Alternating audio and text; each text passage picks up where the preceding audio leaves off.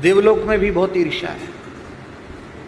ययाति पुण्य के कारण स्वर्ग में गए तो वहां तो कुर्सी पुण्य के अनुसार मिलती है, तो उनको इंद्रासन के जैसी कुर्सी मिल गई, इंद्र के बराबर की कुर्सी मिल गई। अब अग्नि, वरुण, कुबेर, वायु, यम, ये तो सब नीचे बैठे हैं, नीचे की कुर्सी पर बैठे हैं, और देवराज इंद्र का मंच ऊंचा है और उसके बगल में उनके बराबर में कुर्सी पड़ गई, सिंहासन बिछ गया ययाति का। तो देवराज ऊपर से नीचे देख के ईर्ष्या में जल भुन गए। अरे ये धरती का चंद्रवंशी चक्रवर्ती राजा, इतने पुण्य इसने कर लिया कि मेरे बराबर आ गया है। तो इंद्र के मन में तो थी ईर्ष्या, लेकिन ऊपर से कपटयुक्त व्यवहार करते हुए इंद्र ने कहा, राजर्षि ययाति, आपके पदार्पण से स्वर्गलोक धन्य हो गया।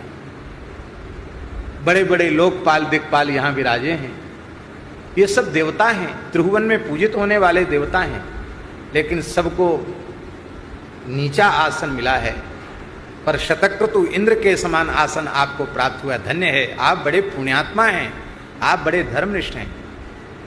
तो हमारे मन में बड़ी जिज्ञासा है, और यहाँ जो लोग बैठे हैं उनके मन में भी जिज्ञासा है कि मेरे समान आसन आपको किन किन पुण्यों के कारण प्राप्त हुआ है। तो मैं उन पुण्यों को सुनना चाहता हूँ। ये बेचारे समझ ही नहीं पाए कि ये हमारा हितैषी है कि हमको नीचे गिराने वाला है।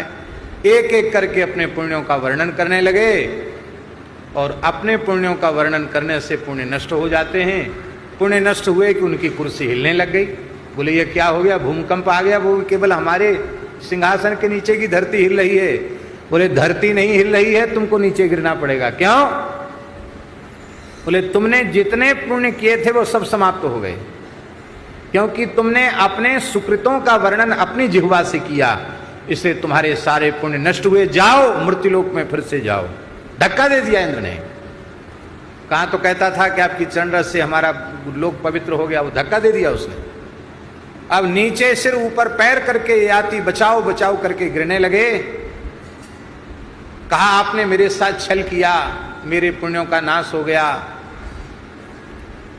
देवराज इंद्र ने कहा दुखी मत हो, हम देवता हैं, कुछ वरदान चाहिए तो ले सकते हो, गिरना तो तुमको पड़ेगा, यहां रह तो नहीं सकते। ययाति बड़े बुद्धिमान थे। ययाति ने कहा कि मेरा पतन हो रहा है, अवश्य हो मृत्युलोक में, लेकिन मेरा पतन वहां हो जहां कुछ साधु संत बैठकर भजन कर रहे हो। संतों के मध्य मेरा पतन हो।